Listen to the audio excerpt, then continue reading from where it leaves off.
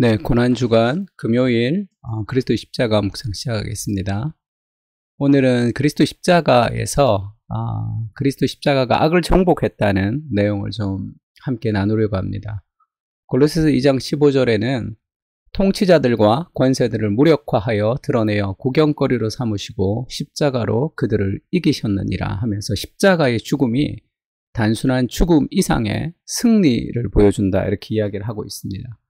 또 15장 57절에도 우리 주 예수 그리스도로 말미암아 우리에게 승리를 주시는 하나님께 감사하노니, 바울이 그렇게 고백하죠. 우리가 흔히 생각할 때 가지는 착각이 뭐냐면 십자가는 패배, 죽음이고 부활이고 승리다, 이렇게 생각하는데 그렇지가 않습니다. 악에 의한 선의 패배같이 보이는, 그렇게 보이죠. 그것은 실은 더욱 확실한 선에 의한 악의 패배라는 것이다. 그러니까 사탄과 그 다음에 인간의 이기심이 모여가지고 그리스도로 십자가에 못 박았습니다. 그거는 사탄의 승리이고 인간의 이기심, 종교 지도자들의 승리라고 말할 수도 있겠죠. 그러나 악의 승리를 통해서 악을 패배시키는, 그리스도의 죽음을 통해서 사망의 세력을 죽이는 하나님의 더 큰 그림이 그 안에 있는 거죠. 악인의 악까지도 하나님의 계획 안에 사용되는 그런 그 거대한 하나님의 플랜이 십자가 안에는 보여주고 있습니다. 그곳에서 정복당함으로써 실은 그 자신이 정복하고 있었던 것이다. 정복당함으로써 정복하고 있었던 십자가죠. 로마의 무자비한 힘에 의하여 부서워지고 있는 동안 실은 그분이 뱀의 머리를 부수고 계셨다. 희생자가 실은 승리자였으며 그분은 여전히 그 십자가를 보좌로 하고 그 위에 앉아서 세상을 다스리신다. 계시록도 마찬가지죠. 계시록도 이 로마의 그 핍박과 그 강력한 세상의 세력이 있지만 결국 그리스도의 교회가 승리한다는 걸 보여주고 있습니다. 그러니까 부서워지고 있는 동안도 뱀의 머리를 부수고 있었던 그것이 십자가의 사건의 의미라고 할 수 있습니다. 이 뱀의 머리를 부순다는 것은 인간이 타락하고 나서 첫 번째 전해졌던 최초의 복음이라고 그러죠. 원시 복음이라고 얘기합니다. 하나님이 내가 너로 여자와 원수가 되게 하고 내 후손도 여자의 후손과 할 때 이 여자의 후손, 이 제라라는 히브리 단어가 씨라는 뜻이죠. 여자의 씨가 그 사탄의 머리를 박살낼 것이다, 그렇게 얘기하는 거죠. 여자의 후손은 너의 머리를 상하게 할 것이요 너는 그의 발꿈치를 상하게 할 것이다. 뱀이 그 여자의 후손의 발꿈치를 상하게 하는 것이 그리스도 십자가의 고통 정도라면 그 그리스도의 십자가를 통해서 뱀의 머리를 상하게 한다는 것은 이 발꿈치로 뱀의 머리를 이렇게 박살내는 그런 선으로 악을 이기는, 악이 정복당하는 그런 사건을 지금 예언을 한 것이죠. 창세기 3장 15절에 이것이 인간적인 생각으로는 어떤 군사력으로 박살내는 것이 아니라 선으로 악을 이기는 방식으로 하나님께서 이 사탄의 세력을 정복하신 것, 그것이 그리스도의 십자가의 의미 중에 하나입니다. 악에게 지지 말고 선으로 악을 이기라, 이렇게 얘기하죠. 선으로 악을 이기는 방식이죠. 네가 너를 구원하여 십자가에서 내려오라, 이렇게 얘기할 때 십자가에서 막 뛰어내려서 천둥과 번개를 동반한 하나님의 저주를 막 쏘아서 그 사람을 두렵게 하는 방식, 그것이 오늘날 우리가 원하는 방식일지도 모르겠죠. 나를 비난하는 사람, 나를 조롱하는 사람, 내가 당하는 여러 가지 어려움들을 더 큰 능력으로 우리가 전복시키는 그런 헐리우드 영화 같은 어떤 그런 결말을 가지고 오는, 그것이 우리가 원하는 삶의 방식일지 모르지만 그리스도께서 선으로 악을 이기는 방식을 통해서 진정한 악을 정복하셨던 이 그리스도의 능력을 십자가에서 보여주고 있습니다. 그러니까 예수님이 그런 표현을 했죠. 말고의 귀를 베드로가 잘랐을 때 예수님이 그렇게 얘기합니다. 너는 내가 내 아버지께 구하여 지금 12군단이 더 되는 천사를 보내시게 할 수 없는 줄로 아느냐. 그렇게 할 수도 있었다는 거죠.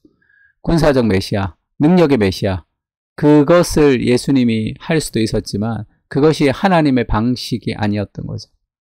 그분이 연약한 모습으로 손과 발이 나무에 묶인 채로 거기에 달리자 그들은 자기들이 그분을 이겼다고 생각하며 아기를 가지고 그분께 달려들었다.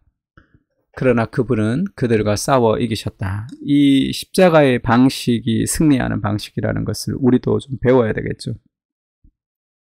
너무 세상의 방식으로 우리가 싸워서 이기고 싶은 삶의 모습을 가지고 있는 것 같아요.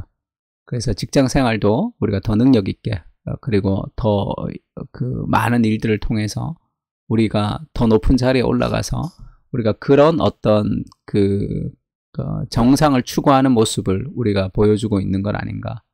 십자가의 방식을 통해서 우리가 세상을 정복하고 하나님 나라를 만들어가고 은혜를 확산시키는 그런 진정한 승리를 좀 기억할 필요가 있습니다.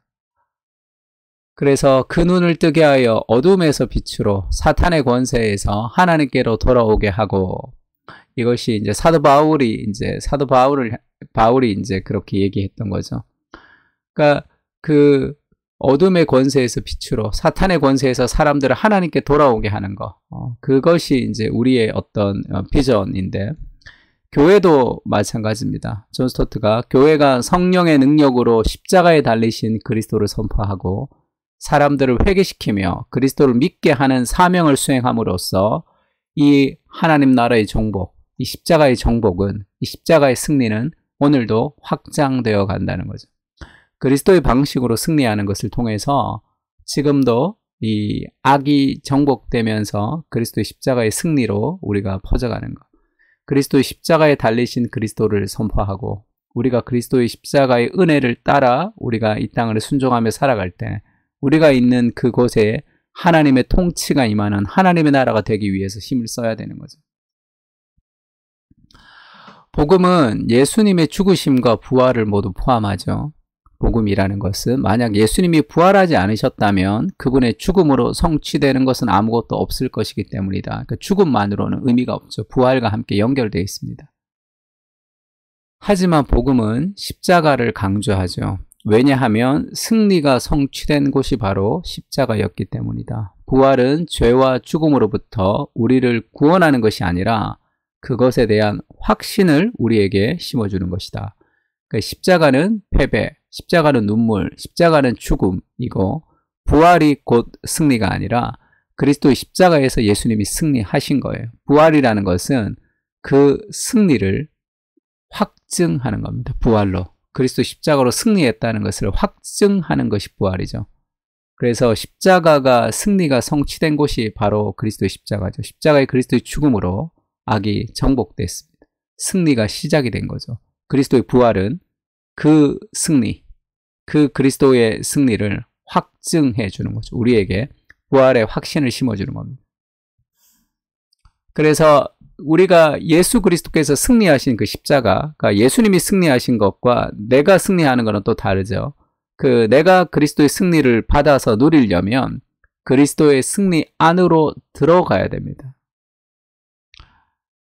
그리스도께서 그러했던 것과 마찬가지로 그리스도인들에게도 삶은 투쟁을 의미한다. 영적 전쟁을 의미하는 거예요. 우리가 가나안에 들어갔지만 가나안을 누릴 수 있는 것은 전쟁을 통해서 하나님의 말씀에 순종하는 삶의 전쟁을 통해서 우리가 가나안을 정복할 때 그때 안식을 누리는 거예요. 하나님의 약속이 주셨다고 약속의 땅에 들어갔다고 그것을 누릴 수 있는 것이 아닙니다. 그리스도께서 승리하신 것과 내 삶에 아무런 상관이 없을 수도 있단 말이에요. 그리스도께서 승리하신 그 승리를 누리려면 우리도 그리스도의 승리 안으로 들어가야 되는데 반드시 거쳐야 되는 단계가 있다면 그것은 투쟁, 영적인 전쟁이 있는 거예요. 우리 안에도. 내면의 전쟁이 있단 말이에요. 그러므로 그리스도께 그러했던 것과 마찬가지로 그리스도인들에게도 삶은 또한 승리다. 승리하신 그리스도처럼 우리 역시 승리하게 되어 있다. 그럼 어떻게 우리가 그리스도의 승리를 우리의 것을 가져올 수 있을까? 우리의 힘만으로 마귀와 싸워 이긴다는 것은 불가능하죠. 예수님이 승리했기 때문에 이제 내가 무조건 가면 승리한다가 아니죠. 내가 무조건 가면 패배합니다. 왜냐하면 마귀와 싸워서 이길 때 우리에게 능력이 없잖아요. 마귀라는 것은 죽지도 않고 아주 그 수천 년이 되는 인간의 데이터를 가지고 있단 말이에요. 이 인간이 어떤 게 약한지 그리고 어떻게 그 유혹할 수 있는지에 대한 모든 데이터를 다 가지고 있잖아요. 그러니까 그런 이 산전수전 다 겪은 마귀가 나를 볼 때 얼마나 이 한심하겠어요. 나 같은 인간 하나 넘어뜨리는 게 얼마나 쉽겠어요. 그래서 우리의 힘만으로 마귀와 싸워 이긴다는 것은 불가능합니다. 우리에게는 그렇게 할 수 있는 힘도 없죠. 또한 우리가 그렇게 하려고 시도할 필요도 없습니다. 왜냐하면 그리스도께서 싸워 이미 그 일을 성취하셨기 때문이죠. 사탄의 머리가 박살났기 때문입니다. 그러므로 그리스도인의 승리는 그리스도의 승리 안으로 들어가서 그 승리의 유익을 즐기는 것이다. 그리스도의 승리 안으로 들어가서 그 승리의 유익을 즐기는 것이라는 것은 우리가 그리스도를 닮아가고 그리스도를 따라가는 그리스도의 말씀 앞에 순종하는 그리스도의 통치를 받는 것이 필요한 거죠. 우리 주 예수 그리스도로 말미암아 우리에게 승리를 주시는 하나님께 감사한다. 우리에게 그리스도 안에 있을 때 우리가 이 승리를 누릴 수 있습니다.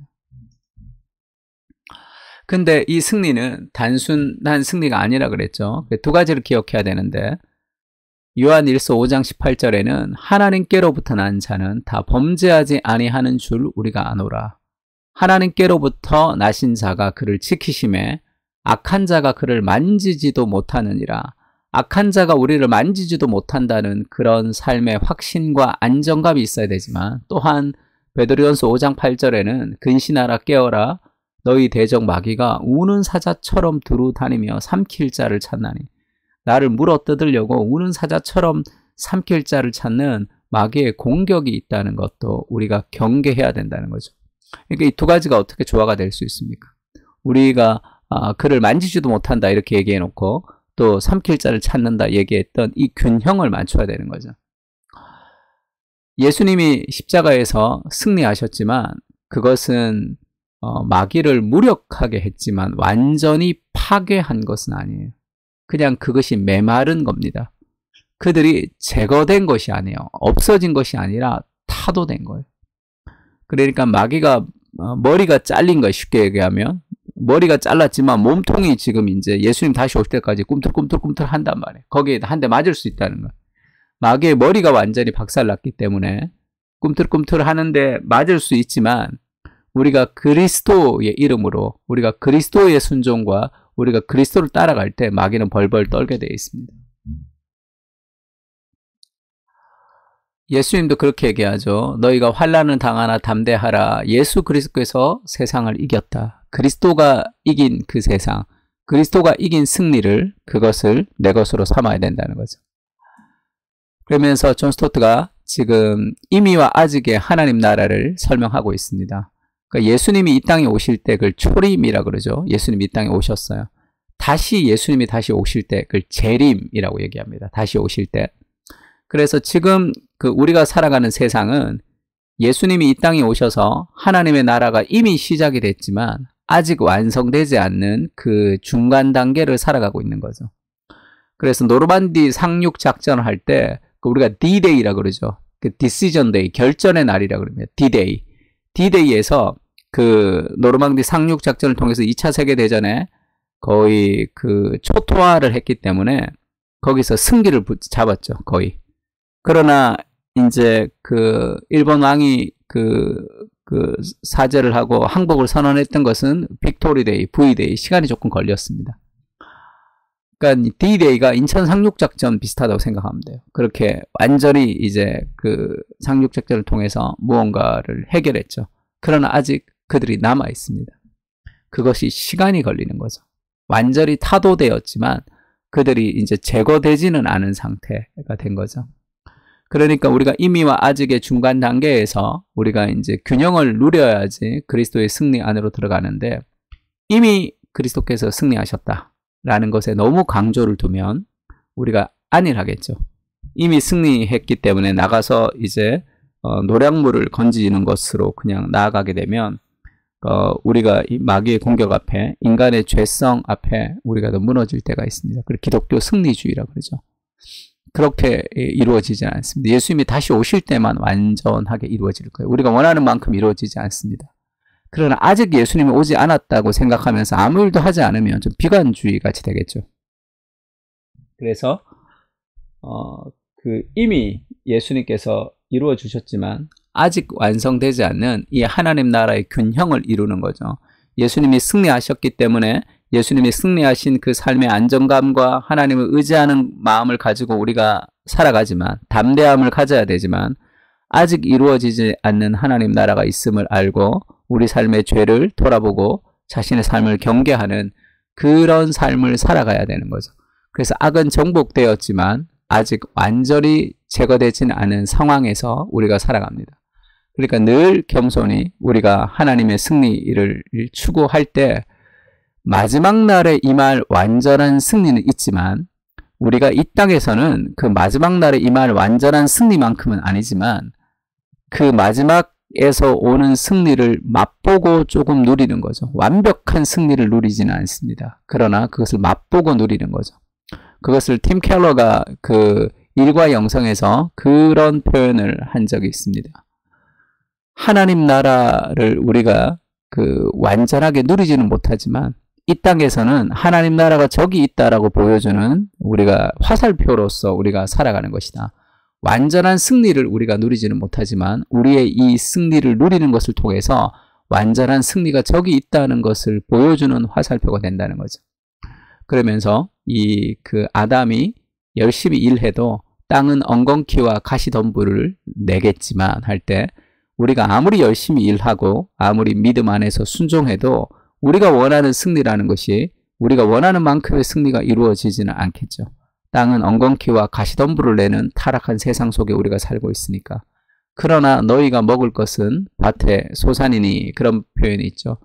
그러나 하나님 나라가 저기 있다는 사인으로서의 하나님의 위로를 우리가 맛볼 수 있다는 거죠. 이번 주 부활절날 이 말씀을 좀 전할 텐데, 우리가 예수 그리스도의 승리 안으로 들어간다고 했을 때 완벽한 100%의 승리를 기대하면 우리 안에도 죄성이 있으니까 그런 승리는 이루어지지 않지만, 그렇다고 비관해서도 안 되는 이유는 마지막에 임할 완전한 승리를 오늘 맛보며 살아갈 수 있다는 거예요. 그래서 하나님 나라가 저기 있구나라는 것을 볼 수 있다는 거예요. 그러니까 이 땅에서 우리가 실망하고 소망하고 이 세상의 힘 가운데 우리가 완전히 좌절하지 않고 살아갈 수 있는 것은 마지막 날에 임할 하나님의 승리를 우리가 오늘 맛보게 되는 거예요. 그게 그리스도의 부활의 어떤 참된 의미라고 할 수 있습니다. 계시록 5장 5절에서 6절은 그런 말씀이 있는데, 예수님이 유다 지파의 사자가 되었다. 유다 지파의 사자로 이제 천국의 보좌에 앉아 계신 예수님을 말씀하는 거죠. 유다 지파의 사자라는 것은 라이온을 얘기합니다. 근데 이 보좌에 한 어린 양이 서 있다. 이렇게 같은 사람이죠. 예수님이 보좌에 있는데 사자로 표현되고 어린 양으로 표현됩니다. 라이온 앤 램으로 표현되는 거예요. 예수님이 사자와 어린 양으로 지금 이 땅에 보좌에 계시는 건데, 쉽게 얘기하면 그리스도의 사자라는 것은 거의 백수의 왕 같은 하나님 나라의 통치를 얘기합니다. 그래서 나니아 연대기에서 아슬란을 사자라고 표현하잖아요. 그 사자로서의 그 승리의 통치는 어린 양의 죽음을 통해서 오는 승리다. 그렇게 얘기하는 거죠. 그래서 우리가 살아가는 삶은 완벽한 승리를 이루지는 못합니다. 마지막 날에 예수님이 다시 오심 때 완벽한 승리를 우리에게 주시겠죠. 그렇다고 그 승리를 우리가 맛보지 못하고 살아가는 것도 아닙니다. 천국의 예고편으로, 하나님 나라의 그림자로 이 땅에 완전한 승리가 저기 있다는 것을 알려주는 사인으로서 하나님 우리 안에 그런 하나님의 역사와 하나님의 승리를 맛보게 하시는 거죠. 그렇게 되려면 어린 양, 그리스도의 십자가의 죽음을 통한 부활의 영광 같은 그 일들이 우리 인생 가운데도 계속 일어날 거예요. 그래서 우리의 싸움이라는 것은 거룩과 순결의 싸움이죠. 군사력의 싸움이 아닙니다. 우리가 더욱더 하나님 앞에 거룩하고 순결한, 그리고 하나님 앞에 우리의 죄를 깨닫고 회개하며 하나님의 말씀에 순종하는 그런 순수한 삶을 살아갈 때 우리 인생은 장차 올 천국의 영원한 승리를 맛보게 되는 거죠. 그래서 팀 켈러의 센터처치에 보면 이 사이먼 게드콜이라는 사람이 복음을 어떻게 설명했던, 복음을 세 가지로 설명한 것을 이제 얘기를 하는데, 복음은 위에서부터 아래로 내려오는 것이고, 그 다음에 안에서부터 밖으로 이렇게 흘러가는 것이고, 인사이드 아웃 되는 것이고, 그리고 복음이라는 것은 포워드 백이라는 거죠. 그 미래에서부터 지금으로 오는 것이다. 이렇게. 미래에서부터 지금으로 복음이 온다는 것이 뭡니까? 마지막에 임할 완전한 하나님 나라의 승리가 확신되어 있는 거죠. 그것은 확정되어 있는 승리입니다. 그 승리를 우리가 오늘 이 땅에서 맛보며 살아갈 수 있다는 거죠. 그것을 존 파이퍼가 퓨처 그레이스라고 그러죠. 장래의 은혜. 그 장래의 은혜가 우리를 살게 하는 거죠. 단순한 장래의 소망이 아니라 그 소망을 이 땅에서 맛보면서 그 땅을 바라보게 하는 그것이 그리스도의 부활이 우리에게 주는 진정한 삶의 의미가 됩니다. 우리 세 가지 기도 제목 가지고 같이 한번 기도했으면 좋겠는데요. 첫 번째는 십자가로 승리하신 예수 그리스도의 방식을 따라 우리도 선으로 악을 이기며 살아가게 하옵소서. 그런 십자가의 승리의 방식을 우리가 좀 따라가면 좋을 것 같아요. 세상이 보기에는 참 한심한 방식이지만 결국 이 방식이 승리하게 되어 있습니다. 두 번째는 그리스도의 승리 안으로 들어가서 승리를 누리고 맛보게 하시고 장차 올 영광의 승리를 소망하게 하옵소서. 이제 무슨 말인지 알겠죠? 그리스도의 승리 안으로 들어가서 그리스도의 말씀에 순종하는 삶을 통해서 우리가 장차 올 하나님 나라의 승리를 이 땅에서 좀 맛보며 살아갈 수 있게 해달라고. 그 사랑교회 공동체가 승리를 확산하며 세상 가운데 정복하는 그런 공동체가 될 수 있도록 잃어버린 영혼들을 복음을 전하고 그들의 삶이 그리스도에게 헌신하는 참된 행복을 주는 그런 공동체가 될 수 있게 그리스도의 십자가 이루신 승리를 확산하는 그러한 하나님의 나라를 선으로 악을 이기며 하나님의 방식으로 정복하는 그러한 교회 공동체가 될 수 있게 해달라고 같이 한번 기도했으면 좋겠습니다. 다 같이 기도하겠습니다.